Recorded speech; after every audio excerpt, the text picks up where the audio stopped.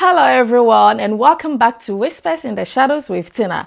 Today we have a heartfelt story from a man who reflects on a profound friendship that has shaped his life.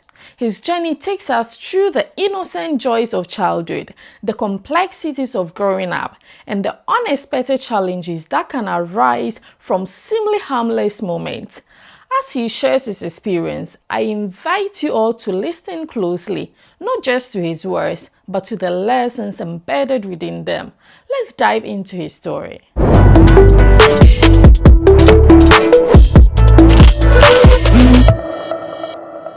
Hello, Tina. I haven't seen my friend in nearly a decade, yet still, I consider him my best friend. The distance between our countries and the infrequency of our conversations don't diminish the bond we share. He is the person I have known the longest, a friend I've cherished since childhood, when we would run around our parents' backyard, and now as I navigate my early 40s. The saying goes that birds of a feather flock together, and this was certainly true for us. We were practically inseparable. You wouldn't hear of one of us without the other. Our names were often mentioned in the same breath, especially when it came to our academic achievements. We consistently ranked among the top 2 students in our school. If I wasn't first, he was. If he wasn't leading, I was right behind him. While it may sound competitive, there was never any animosity between us, just a healthy rivalry that fueled our growth. Those who observed our friendship often surprised by how well we got along given our academic competition. Instead of jealousy, we inspired each other to reach greater heights. After school, we would always head to my house first so I could change out of my uniform and grab a bite to eat. Then we would make our way to his house, which was farther from school. The distance never felt burdensome because we filled our journey with laughter and conversation, sometimes sharing my lunch en route and enjoying his when we arrived. Our friendship blossomed beautifully until we took our Basic Education Certificate examination, that's the BECE, and ended up at different secondary schools.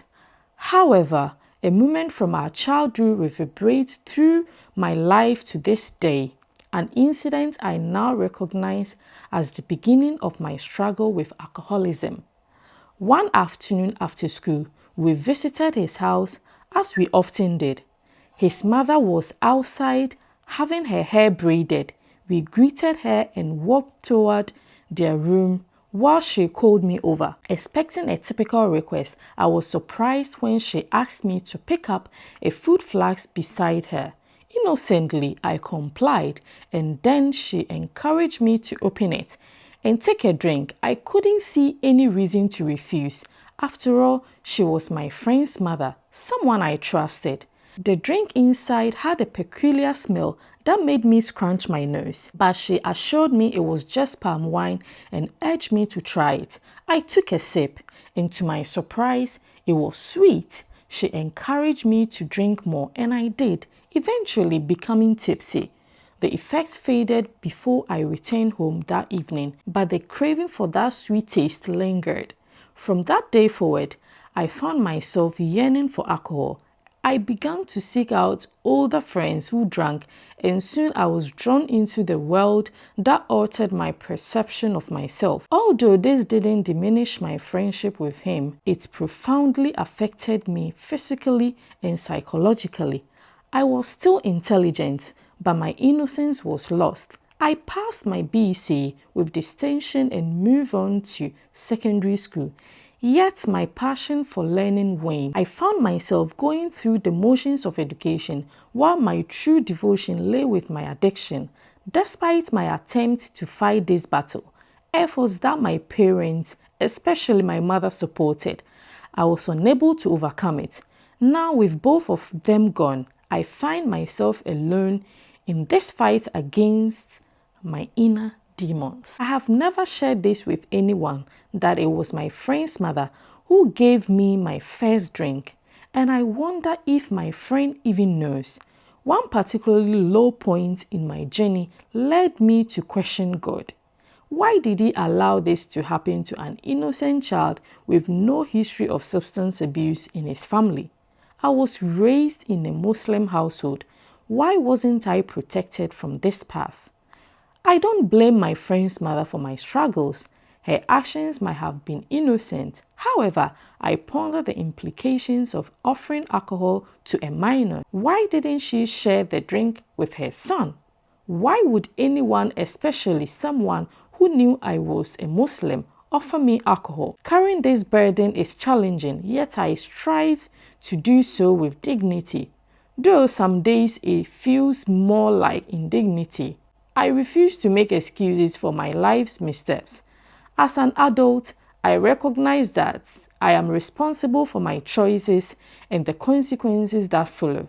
The reason I'm sharing this experience is to urge parents to be vigilant regarding their children's friendships. A friend may not be a bad influence, but the influence of their family can be unpredictable.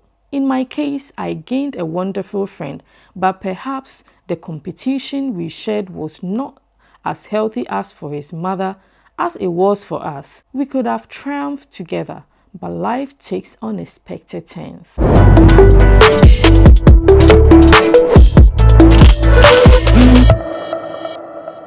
Thank you for joining me in listening to his powerful narrative.